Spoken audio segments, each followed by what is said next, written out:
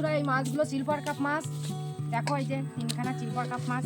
এই মাছ দিয়ে আমি আজকে পোস্ত সিলভার করব। এবার মাছগুলো আমি কেটে নেব। মাছগুলো আমি কেটে নিয়েছি, এবার ধুয়ে নেব। মাছ ভাজার জন্য কড়াইতে তেল দিয়ে দেব। মাছগুলো ভাজা হয়ে গেছে, এবার তুলে নেব। আলুগুলো ভেজে নেব।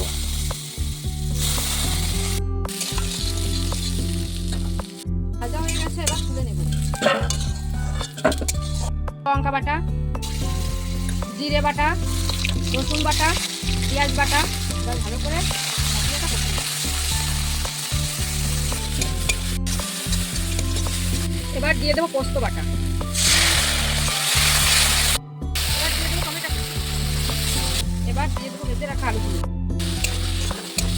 ভালো করে মশলা দিয়ে ভাজা হয়ে গেছে, এবার জল দিয়ে দেবো।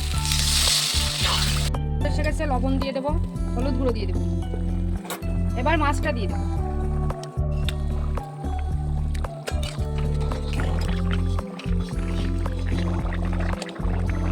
বন্ধুরা, পোস্ত দিয়ে সিলভার মাছের রেসিপিটা আমার কমপ্লিট হয়ে গেছে।